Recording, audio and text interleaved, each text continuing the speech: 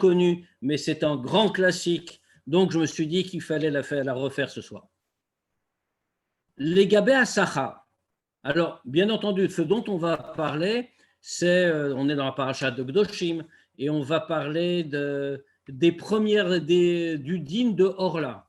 Alors, on sait qu'il y a donc une loi qui veut que quand on a planté un arbre et qu'il commence à donner des fruits, donc les 4 premières années, on n'a pas, enfin, ou plutôt les 3 premières années, on n'a pas le droit de les consommer.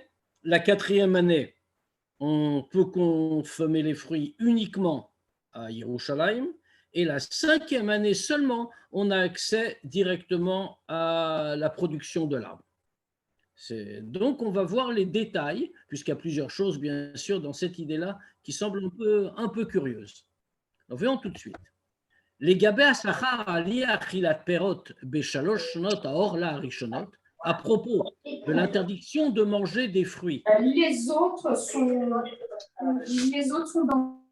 À propos de l'interdiction de manger des fruits pendant les 3 premières années de la production de l'arbre, les années qu'on appelle donc Orla. Alors attention, je veux dire, les fruits qui poussent dans ces 3 premières années sont d'une certaine manière taref. C'est comme de la viande taref, il y a le même type d'interdiction, interdiction de consommation. Donc on nous apprend, à propos de ces 3 années d'interdiction, Ve'alabaat aperot b'shana revit l'achilatam b'Yerushalayim, et ensuite le fait qu'on doive amener les fruits pour les manger uniquement à Yerushalayim, c'est-à-dire Ira Kodesh, dans la ville sainte. Omeret à Torah, donc il y a toute une progression, tout un processus. Là-dessus, la Torah vient nous dire, Ubashana Chamishit, et la 5e année où les fruits deviennent permis, donc, les osif, imaot lamed betrilat ad lachem tevuata, c'est pour ajouter, avec le lamed au début, les osif, ça veut dire, c'est dans ce but-là qu'il y a toutes ces lois, c'est pour vous ajouter à sa récolte. Qu'est-ce qu'on comprend de l'emploi de cette formule? She'atachlit va'kavana shel mitzvot elu yatosefet bitvoa shetitzmar beshana chamishit. Que si on a interdit 3 ans, que si on a autorisé la consommation seulement la 4e année, tout le but c'était pour qu'on ait davantage de fruits la 5e année. C'est léossif, c'est pour ajouter. Mikar mouvan. De là on comprend. Si on analyse ça de manière plus profonde, chez Aperot, chez la Shana Chamishit, Einam Bedarga Naalit Yoter, Rak Lumat Aperot Shoshnot Orla, Asurim Ba'achila. On comprend donc quelque chose. Les fruits de la 5e année, a priori, les fruits de la 5e année doivent être donc supérieurs, bien sûr, aux fruits des 3 premières années, puisque on a dit que les fruits des 3 premières années sont hors là, asurim ba'achila, ils sont interdits à la consommation. Asher yotamim et shosh klipot atmeot legamre, kechol advarim asurim. Quand quelque chose est interdit, qu'est-ce que ça signifie? Ça veut dire que c'est quelque chose qui est lié à la klipa, à l'impureté absolue dont on ne peut rien faire, qu'on ne peut pas élever. C'est pour ça qu'ils sont interdits. Donc ici, les fruits des 3 premières années sont impurs totalement. Donc on comprend bien sûr que ces fruits-là, les fruits de la 5e année sont supérieurs aux fruits des 3 premières. Et là, af leumat aperot shana revit. Mais on est obligé de dire que puisque tout ça c'était pour avoir une meilleure récolte la 5e année, donc même les fruits de la 4e année ne sont pas à cette élévation. L'amrod chez mutarim bachila, bien qu'il soit permis à la consommation, ve'af yoter mikach, et même encore plus, em kodesh ilulim lavaye, la Torah nous dit, dans ces mots-là, ils sont saints, ils sont des louanges pour Dieu. ומפני מעלזו של פירות השנה החמישית, הרי התכלית של המצווה הוא בשנה הרביעית היא בשנה החמישית. Et du fait de l'élévation spéciale des fruits de la 5e année, elle est le but même de la 4e année. Ce qui est tout à fait étonnant. Comment? On nous dit c'est des fruits sains, on la preuve. Les fruits de la 4e année, ils sont loin d'être interdits à la consommation. Non seulement ils sont permis, mais en plus, on ne peut les consommer qu'à Yerushalayim. Ça veut dire qu'on aurait dû penser logiquement que c'était le summum. Oh, pas du tout. On nous dit tout ça, c'est avec en vision la 5e année. Alors, bien entendu, il faut comprendre. Bien entendu, il faut comprendre ce que ça veut dire. Pourquoi il y a cette élévation. Kfi chez Masbir Admour Azaken Besifro Likutei Torah. On va le comprendre comme l'enseigne le Admour Azaken dans le Likutei Torah. Shaperot של 3 השנים הראשונות הם כנגד 3 העולמות בריאה, יצירה, עשייה. Il nous explique la chose suivante, que les fruits des 3 premières années correspondent aux 3 mondes qui existent. Après Hatzilut, on sait que de manière très générale, très globale, on dit qu'il existe 4 mondes. Le plus élevé, Hatzilut, et puis ensuite les 3 autres mondes à partir desquels commence réellement la création. Les 3 mondes successivement, du haut vers le bas, Bria, Yetzira, Asya. Pourquoi ces 3 mondes?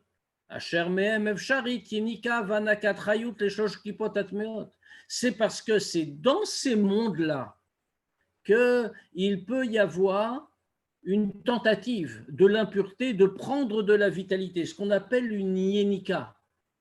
C'est un principe général. L'impureté n'a reçu de Dieu, puisque c'est Dieu qui crée toutes choses, y compris la klipa, y compris l'impureté. Donc, l'impureté ne reçoit de Dieu que la vitalité minimale nécessaire pour sa survie, pour être le 2e pôle, celui qui permet le choix, l'existence d'une liberté. Or ici, ça veut dire que puisque la klipa, puisque l'impureté a très peu de vitalité, elle va toujours essayer de s'attacher à ce qui en a, c'est-à-dire à la gdusha où la vitalité est débordante. Donc, la klipa, l'impureté, vient essayer de sucer cette vitalité. Mais elle ne peut pas le faire partout. Il faut qu'il y ait un point d'entrée. Dans les mondes de Bria, à partir de Bria, Yetzira, Asya, il y a une possibilité. Et là, l'impureté vient. Aperot shel bashana revit keneged olad ma'atzilut. Mais le Admour Azaken précise. Et maintenant, la 4e année, à quoi ça correspond? Ça correspond au plus haut des mondes, à Atzilut. Asher arba olamot elu Atzilut bria yetzira asya em keneged arba otiot shel Shem Havaye, que ces 4 mondes qu'on vient de citer, en partant du haut, donc Atzilut, bria yetzira asya, correspondent aux 4 lettres du nom de Dieu, Yud Ke Vav Ke. Alors maintenant, puisqu'on a fait tout l'ordre des choses, et on comprend d'ailleurs pourquoi la 4e année, les fruits sont particulièrement sains, on doit les manger à Yerushalayim, précisément parce que ça correspond au plus élevé des mondes, le monde qu'on appelle le monde de Hardout, le monde de l'unité, parce qu'il est totalement lié avec Dieu. Maintenant, on voit l'idée, il reste maintenant à comprendre, Bashana Hamishit, la 5e année. On nous dit, le Osif Lachem Tuato. C'est pour rajouter, encore, c'est pour rajouter pour vous à sa récolte, à la production. On rajoute. C'est ça la grande idée.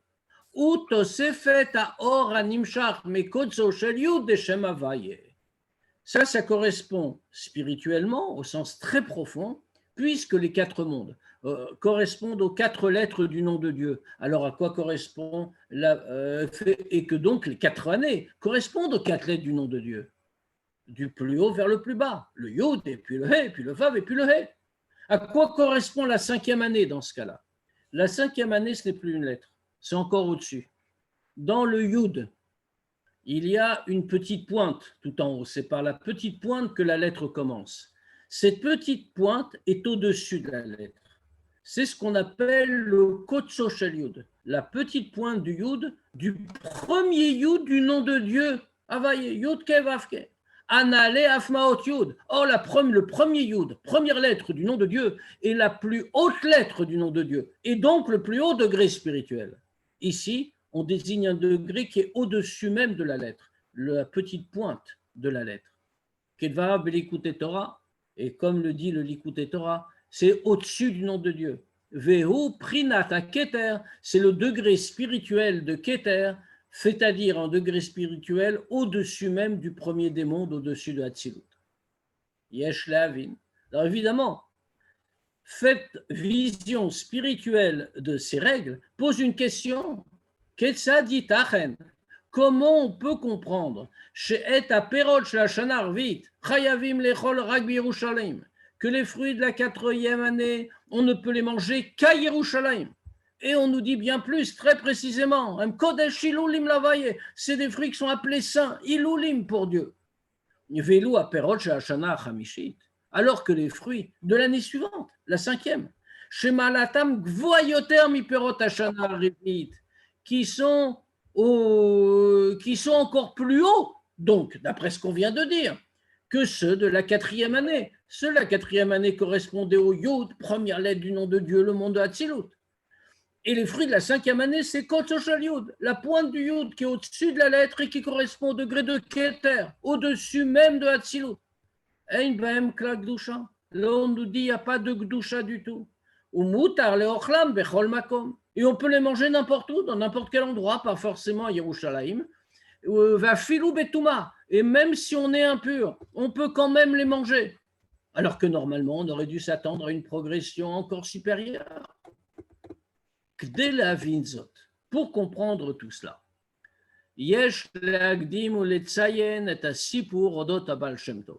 alors on va raconter une histoire.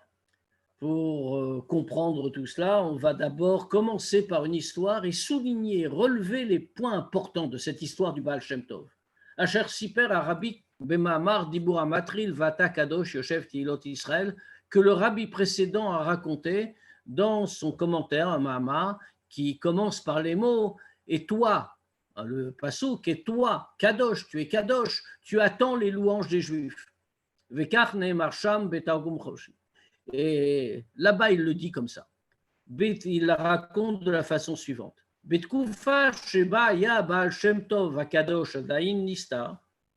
À l'époque où le Baal Shem Tov ne s'était pas encore révélé en tant que Baal Shem Tov, il était encore Nistar, il était caché. Vaya Noded Meir Leir, ou Mikfar Lekfar, il était errant de ville en ville et de village en village. Aïta Chatma Nogota Vagdoshot, bien sûr, tout cela avait un but. Et une des choses qu'il faisait, c'était très régulièrement l'Ishol Kol Yehudi, d'aller voir chaque juif qu'il rencontrait, Anashim Venashim, que ce soit des hommes ou des femmes, mais vous Garim ou Tseirim, des adultes ou des plus jeunes, les Gabé Matsavan Bebrioud, Beparnassa, et qu'il leur posait des questions très simples. Comment ça va? La santé? Comment va la Parnassa? Vayam Merutse Beyoter, Lishmoa et Shuvotem Leotemuna. Et il était très content, le Baal Shem Tov, quand il entendait les réponses pleines de Emouna que lui faisaient les Juifs, que ce soit Nashim, Veyeladim, les hommes, les femmes ou les enfants, Bibituim Shonim Shel Bitachon Bashem. Il répondait spontanément, avec des expressions diverses de confiance en Dieu. Et il disait Baruch Hashem, comme on le dit toujours, Hashevach Lashem, louange à Dieu, Yidbarer, Vekadom, et toutes ces phrases qui ont toujours accompagné la vie juive. Pa'amachat, un jour, Igia Rabbi Baal Shem Tov liyishuf misuyam. Alors un jour, dans ses pérégrinations, le Baal Shem Tov est arrivé dans un certain village. Venak Sham bedarko akdosha bavodat Hashem bezikuya Yehudim. Il a commencé comme d'habitude, comme il le faisait toujours, sa manière de servir Dieu, en donnant un mérite aux Juifs qui allaient répondre comme cela, qui affirmaient leur foi en Dieu. Anashim, Nashim, Veyeladim, des hommes, des femmes, des enfants. Bisrout, Tsuma, Shevar, Ve'alel, Lishmo, Akadosh, Lakadosh Borou. Il voulait, par ces réponses qu'il faisait spontanément, il voulait leur donner le mérite extraordinaire de sanctifier le nom de Dieu, de le remercier de toutes ses bontés. Voto Yishuv. Idgorer Yehudi Zaken Mouflag.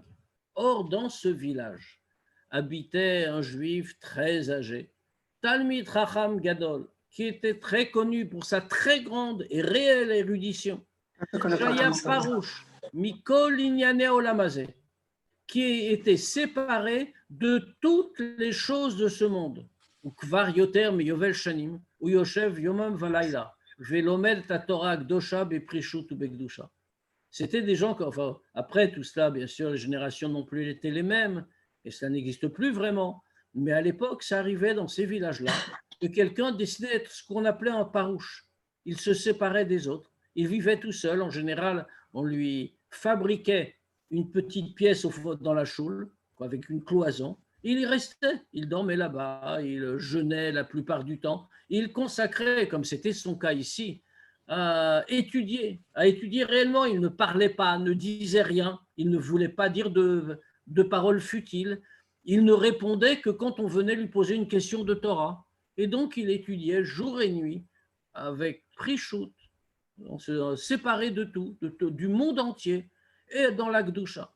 Kol Yamav, Aya Yoshev Betanit, toute sa vie il jeûnait, ou Meutar Betalit ou Betfilin, et il restait avec son talit et ses tefilin qui mettait depuis le moment où il se levait, c'est-à-dire très tôt, Ad Leshat Mincha Meucheret, depuis ce moment-là jusqu'au plus tard possible de Mincha, quand la nuit commençait à tomber. Verak Laka, Lachak Tfilatarvit, Ayatoem Meat Lechem Maim.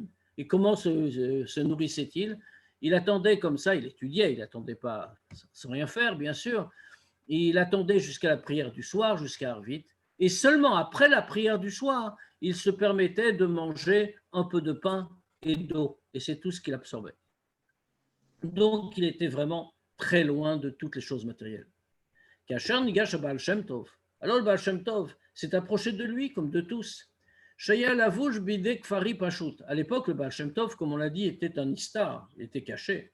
Donc, il ne prenait pas l'apparence d'un rave, comme à l'époque, les rabbanim avaient un vêtement un peu particulier. Il était habillé comme un simple paysan villageois. Les Gaonze Bechider Prishuto, chez Bepinat Betakneset. Il a été voir ce parouche, cet homme séparé des autres, ce Talmid Chacham, cet érudit. Il a été le voir dans son coin de la synagogue. Veshalo dot matzavo bebriut, vim yeshlo kol tzorko. Et il a demandé, comme à tout le monde, comment ça allait, si la santé va bien. Il a demandé s'il a tout ce qu'il lui faut, si la parnassa va bien. Toutes choses qui n'intéressaient évidemment pas cet homme-là. Cet homme-là, quand il a entendu à peine ces questions, bien entendu, il a fermé ses oreilles et il s'est concentré sur son étude. On venait lui parler de choses frivoles. Baal Shem Tov, puisqu'il n'a pas répondu, Baal Shem Tov, Shalosh Lotelu Mispar Pamim. Le Baal Shem Tov a répété les mêmes questions plusieurs fois. Adasher, Agaon Kas Beyoter, jusqu'au moment où cet érudit s'est mis très en colère. Comment on venait le déranger? Il était plongé dans l'étude. Il ne donnait pas la moindre place au monde. Et voilà, quelqu'un fait irruption dans son monde et le dérange. Alors, il s'est mis très en colère. Alors, bien sûr, c'était une colère tout à fait rentrée. Hein. Il n'a pas crié ni rien. Qu'est-ce qu'il a fait? Et Ora le Baal Shem Tov be'etzbao lekivun hadelet. Intérieurement, il était très mécontent qu'on dérange. Alors, qu'est-ce qu'il a fait? Il a fait avec son doigt le signe de la porte au Baal Shem Tov en lui faisant signe de sortir. Il ne voulait même pas parler. L'autre chez Azvenu pour qu'il laisse tranquille. Amar Baal Shem Tov le Gaon. Alors le Baal Shem Tov dit à l'érudit, Rabbi, Madoua incha mesapek la kadosh baruch hu kaviachol et parnasato. Rabbi, pourquoi est-ce que si on peut dire, tu ne donnes pas sa parnassa à Dieu? Chose un peu choquante. C'est-à-dire qu'il dit au Gaon, il faut nourrir Dieu. Qu'est-ce que ça signifie? Shomot varimelon, notar Gaon navour. Alors, l'érudit, ça l'a un peu déstabilisé. Il voit un homme qui a l'air d'être un homme très ordinaire, qui vient de faire une bêtise selon lui. Un homme qui est habillé comme un villageois, qui n'a rien à dire. Et il dit quelque chose de tellement bouleversant, il ne savait pas trop comment répondre. Comment un simple juif, un villageois, il peut parler de Dieu, si on peut dire, Sheesh le sapeklo parnassa avec Adomé, qu'il faudrait lui donner une parnassa ou des choses comme ça. Il n'a même pas à concevoir qu'on puisse s'exprimer comme ça. À Baal Shem Tov, le Baal Shem Tov de son côté, Asher Yadet Marshavotav Shlagaon, qui comprenait parfaitement les pensées qu'il y avait dans la tête de l'érudit à Marlowe. Il lui dit comme ça, Ayehudim Yoshvim, les Juifs sont assis, c'est-à-dire sont nourris en vérité, ils vivent, mais à part Nassa, chez Mesapek Lahem Akadosh Baruch Hu, ils vivent de la parnassa que Dieu leur donne. Mima Yoshev mitparnesu, et lui, avec quoi, de quoi est-il assis, de quoi vit-il, de quoi se nourrit-il, si on peut dire. Al-Kar, alors toujours le Baal Shem Tov, Al-Kar Omer David Ameler Batelim, là-dessus David Ameler le dit très clairement dans Télim, Veata Kadosh, toi tu es saint, mais si tu es saint, Maï Parnasatra, quelle est ta Parnassa, comment tu te nourris? Yoshev Teilot Israël, tu es assis, tu es nourri des prières, des louanges des Juifs. Akadosh Baruch Hu Yoshev ala Teilot Veshifre Israël. Le Akadosh Baruch Hu est Yoshev, il est nourri, on lui donne sa Parnassa. De quoi? Des louanges des Juifs. Asher quelle louange? Qu'il remercie, Meshaprim la Shamid Barech, à la Briou, à la Parnassa Shuma Niklaem, qu'eux ils sont en train de remercier Dieu et le loup pour la Parnassa, pour la santé qu'il leur donne. Et pour ces paroles de louange là, chez Meshaprim Israël, l'Hachem que les Juifs font. Alors, alors Dieu, on les bénit et leur donne les enfants, la vie, la santé et la parnassa en abondance. Yesh Lavin. Une fois qu'on voit cette histoire, qui est évidemment un peu bouleversante, Yesh Lavin, il faut comprendre. Omnam,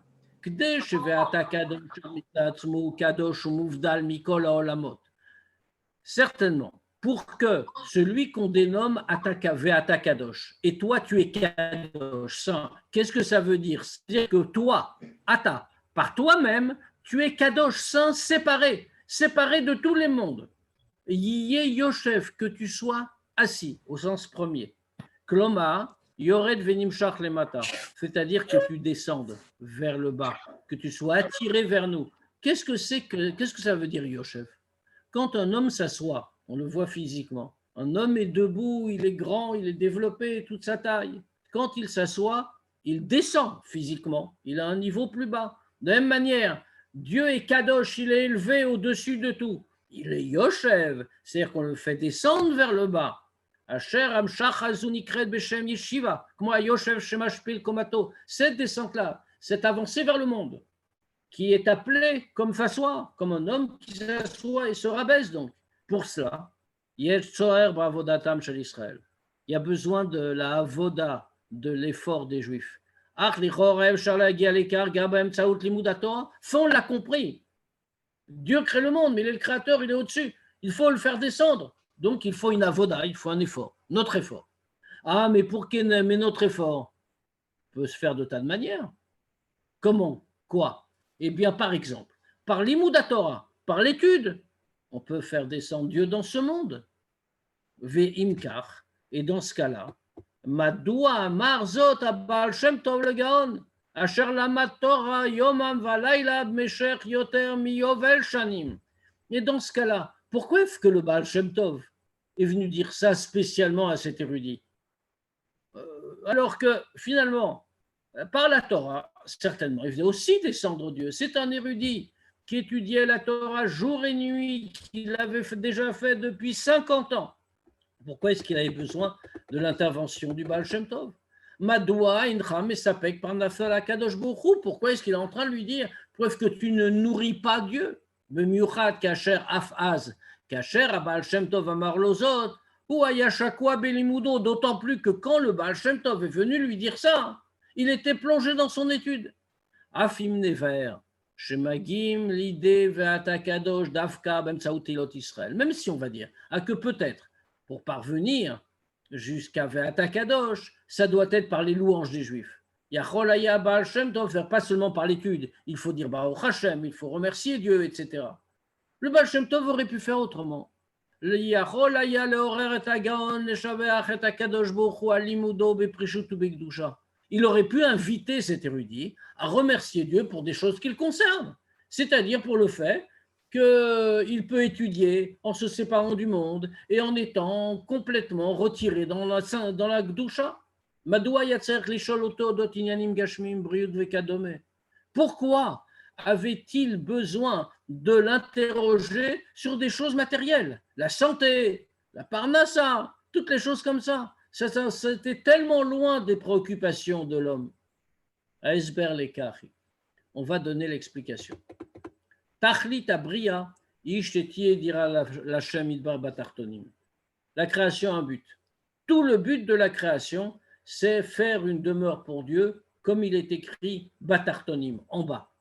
Shemeadvarim anechutim yasu dira la kadosh borou. Qu'est-ce que veut dire batartonim? C'est pas seulement la localisation de la demeure, c'est les moyens de la construire. Autrement dit, c'est à partir des choses d'en bas, les choses les plus basses, qu'on peut faire, qu'on doit faire, une demeure pour Dieu. Vedirazu, et cette demeure-là, Nasid Beika Aliede Avodata Adam Batartonim. Par qui est-elle faite, par qui est-elle construite cette demeure? Essentiellement par la voda de l'homme en bas. Lokol Karbem Tsaout Limuda Torah, en bas, dans les degrés les plus bas. C'est-à-dire, pas tellement par l'étude de la Torah, ou Bem Tsaout Sheva la Kadosh Baruch Hu Limuda Torah, ou par les louanges faites à Dieu pour l'étude de la Torah. Pourquoi? Torah, parce que l'étude de la Torah, ce n'est pas le tarton, ce n'est pas le bas. Même quand un homme étudie la Torah, c'est la partie la plus élevée chez lui qui étudie. C'est son effet chez Elokit, c'est son âme divine. Alors que la demeure doit être faite avec le bas, en bas et avec les moyens du bas. Et là, Aliede Shevach la Kadosh Baruch Hu Al Briud Val Parnassa. Mais c'est au contraire. Par des louanges pour des choses du bas, pour la santé, pour la Parnassa. Il y a Akshurim, les gouffres, Nefesh Achionit, des choses qui sont liées au corps et à l'âme vitale. Autrement dit, au monde matériel. Aliede Sheyehudim Chashim ou Makirim Bekar. Par cela que les Juifs ressentent et reconnaissent cela. Que même leurs besoins matériels ne leur sont donnés que par Dieu. Ils le remercient. Par ça, ils font une demeure pour Dieu. Batartonim, en bas, c'est-à-dire dans leur bas à eux, pas seulement dans leur aspect supérieur, spirituel, l'âme divine, mais dans ce qui constitue leur tartonim, leur bas intérieur, les problèmes matériels, le monde, ou les fichar. Et donc, Kacher Ara Baal Shem Tov, Shagaon Yoshev Becheder Prishut.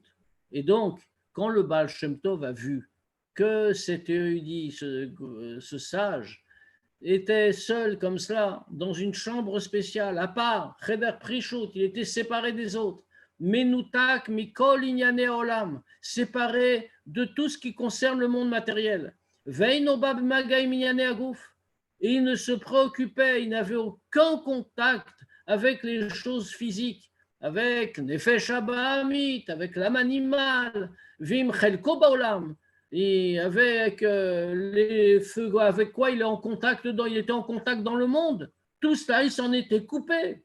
C'est-à-dire, il n'avait aucun contact, imatartonim, avec les degrés du bas. Share, achalra ketanachud vechachi bioter likiumo. Bon, c'est un être humain, il devait manger, donc on aurait pu dire qu'il avait quand même un petit rapport. Mais il ne mangeait que le strict minimum nécessaire à sa survie. Mais il ne se préoccupait pas de son corps.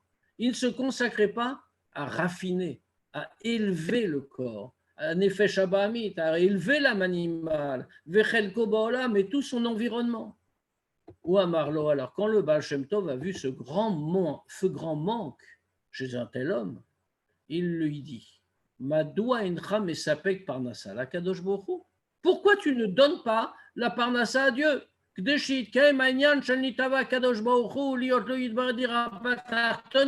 Pour que se réalise le Dieu a désiré avoir une demeure batartonim, en bas, avec le bas. Et c'est pour cela que le Baal Shem Tov lui dit c'est pour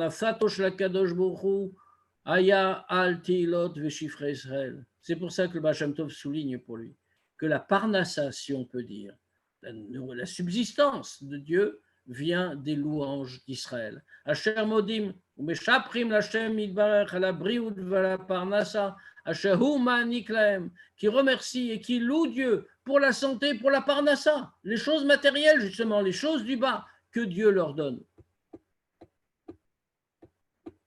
Les filles collent à amour, d'après tout ce qu'on vient de dire. Ci-dessus, Yuvan Madoua Perot, on peut répondre à notre question. Maintenant, on peut comprendre. Pourquoi Perot Hashana Revit, les fruits de la 4e année, Shem Kodesh, qui sont Kodesh, Venechalin Lifnim Minachoma, comme on a dit, non seulement ils étaient Kodesh, mais on ne pouvait pas les manger n'importe où, on devait les manger dans Yerushalayim. Adaim Ainana Amaala Gavoa Beyoter. Ce n'est pas encore le degré le plus haut. Et la Dafka Perot Hashana Chamishit, mais c'est seulement les fruits de la 5e année, Anechalin Bechol Makom, qui sont mangés partout, à Filou Betouma, même quand on est impur. Kacher Yehudi Yodea, quand un juif sait, Shafilou Aperot Einam Kodesh, que même des fruits simples, qui ne sont pas Kodesh justement, Afem Tulim Birkat Hashem, des fruits simples, des fruits qui n'ont pas de santé particulière, qu'on peut manger, comme on a dit, même si on est impur et n'importe où.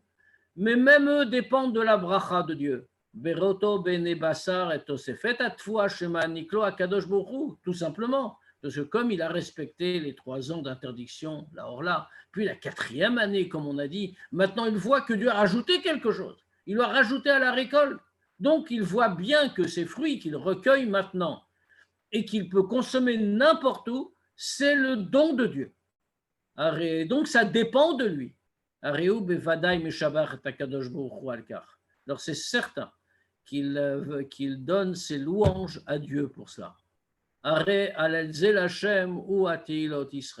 Cette louange-là, celle-là justement, pas pour l'étude, pas pour les choses spirituelles, mais pour des choses strictement matérielles. Ça, c'est les Teilot Israël. Ça, c'est les louanges d'Israël à Meviot, l'idée Ve'ata Kadosh Yoshev, qui amène à Ve'ata Kadosh Yoshev, que Ve'ata, toi, ton essence, Dieu, qui est Kadosh, séparé, Yoshev, il va aller vers nous. Sha'inyan Shel Ve'ata, que cette idée de Ve'ata, Kshakavnalat Smoto Yidbarer, que ça veut dire l'essence de Dieu, comme on vient de le dire, qui normalement, l'essence de Dieu, ce n'est pas la création, c'est bien plus élevé. C'est Kadosh Mouvdal, séparé de tout.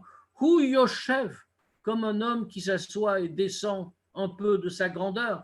Yoshev, c'est-à-dire, Veyored les matins, il descend en bas dans la Dira Batartonim, la demeure que les Juifs font. C'est une grande sikha, une sikha très importante. Bien entendu, il nous reste un petit peu de temps et on peut répondre aux questions.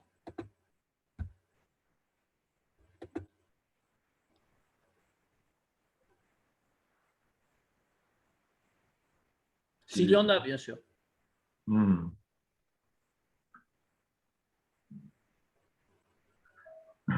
C'est-à-dire que les louanges vers Dieu, Dieu nous les rend par la santé, c'est ça? C'est les louanges vers Dieu pour les choses matérielles, puisque, n'oublions pas, il s'agit de faire dira batartonim, une demeure en bas. C'est-à-dire quoi en bas? Pas seulement construire un Beth Amikdash dans le monde matériel, mais avec les choses du bas, avec tout ce que nous sommes bas. Qu'est-ce que ça veut dire tout ce que nous sommes bas? C'est-à-dire notre âme animale, notre corps, nos préoccupations physiques. C'est avec cela qu'il faut faire. Donc il faut descendre très bas. Donc dans ce cas-là, remercier Dieu pour l'étude, par exemple. Ça ne suffit pas, parce que ça c'est spirituel, c'est le haut. En revanche, remercier Dieu pour la parnassa ou la santé, ça c'est des choses matérielles, c'est important, parce que c'est en bas. Et donc on fait descendre Dieu en bas Et Dieu nous le donne, comme on le remercie pour ça. Alors Dieu nous récompense aussi en bas, puisque c'est en bas qu'apparaît son essence. Mhm. Ouais. Mhm. Bon, ben, puisque tout est clair, on va tous faire une grande demeure en bas. Et je dis un Mazel Tov à la famille Zerbib, d'après ce que j'ai entendu. Et même 2 Mazel Tov, d'après ce que j'ai entendu. Alors, 2 très grands Mazel Tov. Quelle raison? Qu'est-ce qu'on vous a rapporté? Excusez-moi, Rav, je peux Pourquoi poser Mazel Tov? Pourquoi Mazel Tov? Ah, parce qu'il y a eu des naissances. C'est extraordinaire parce que c'est mon anniversaire ce soir. Alors, Mazel Tov aussi. Mazel Tov. Alors, si c'est ce soir, bah non, bah ça, avec un jour de décalage, je pense, à par rapport aux naissances qu'il y a eu dans la journée. Que des bonnes Netzar chez nouvelles. Netzar. C'est des enfants dont on peut présager qu'ils seront constants dans tout ce qu'ils feront dans leur vie. C'est quelque chose. Et non seulement ça, mais Netzar chez qu'ils Netzar. remporteront toujours la victoire sur le Nefesh Abahamit et le Yetzirah et Amen. tout ça. Amen, amen. Amen. Ils auront Votre la question, vie. madame, excusez-moi, je vous ai coupé. Oui, s'il vous plaît, Rav. À partir de quand on considère que c'est un fruit doit attendre 5 ans pour pouvoir être consommé, c'est-à-dire un arbre. D'accord. Et par exemple, si c'était des aubergines, des tomates qui sont sur des arbustes, ma Non, on parle question c'est vraiment ça, des fruits de l'arbre. On de parle des l'arbre. fruits, oui, D'accord. oui. Ceux sur lesquels on fait Boré Péri à Etz, pour dire les choses clairement, et pas Boré Péri à Adama. Un légume n'est pas concerné. D'accord. Merci, Rav. Les arbres, on les considère à partir de la première année où ils poussent, ils sont vraiment petits, ou dès qu'il appartient à un juif? Non, non, c'est la première année, c'est les années de l'arbre. Ah, d'accord, voilà. D'accord, les années de l'arbre. Alors, j'avoue que c'est une question que je me suis toujours posée. Comment un arbre qui n'a que 3 ans produit déjà des fruits? En fait, Alors, il produit des fruits qui sont très, très comment on dit, des prémices de fruits. Ils ne sont pas mangeables, en fait. À cette époque. Sauf comme on va dire les pommes, ils ne sont pas mangeables à cette époque-là. Une cerise, ça peut être mangeable, mais elles ne sont pas véritablement bonnes. Voilà, elles ne sont pas excellentes. C'est vrai qu'à partir de la 5e année, on peut considérer qu'elles sont bien meilleures que les précédentes. Mûr, mûr. Ouais, bien formées, elles donnent des bons fruits, en fait. C'est vrai, donc on le vérifie physiquement. Et, et, et alors, comment faire quand c'est pas nous qui avons planté ces arbres et donc on ne peut pas savoir? En vérité, il faut se renseigner. Mais qu'en général, les arbres ont plus de 3 ans. Quand on achète, par exemple, une maison de campagne, en général, les arbres ont plus de 3 ans et ça se voit. Mais c'est vrai que si on achetait comme ça une maison, par exemple, un terrain, je ne sais pas, il faut savoir quel âge a l'arbre. Si l'âge a moins de 3 ans, on ne peut pas en consommer les fruits. Ou non, je parle quand on achète au marché, quand on achète sur Les des fruits vendus sont de manière générale des arbres adultes. Ce ne sont pas des arbres, comme on vient de l'entendre. Les arbres ne produisent pas de beaux fruits avant, pas des fruits vendables en tout cas. D'accord. C'est valable qu'en Israël, ça, cette règle? Non, c'est valable partout. Ah, partout, d'accord. Ouais, ouais, ouais. Même si quelqu'un en France, enfin en France ou ailleurs d'ailleurs, enfin n'importe où en dehors d'Israël, achète un terrain où on plante un arbre, par exemple, dans les 3 premières années, il n'a pas le droit de manger de ses fruits. En fait, même la 4e, parce que s'il ne va pas à Yerushalayim, il doit laisser les choses comme ça. Ah. Et on n'a pas le droit non plus de détruire l'arbre. Non, non, au contraire, il faut le laisser grandir. Ouais. Puisque comme cela, nous aurons toute la grandeur de ce que nous venons de voir, nous l'aurons la 5e année.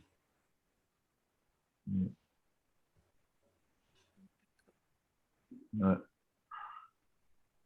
Voilà.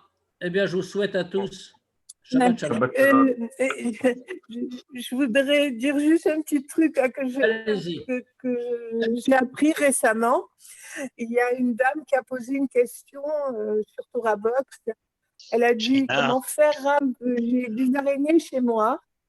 Alors le Rav a répondu il faut louer beaucoup, beaucoup Akadosh Baruch Hu dans votre maison. Ah ben voilà. De toutes choses, Que on peut apprendre. les louanges envers Akadosh Baruch Hu éloigneraient des insectes nuisibles.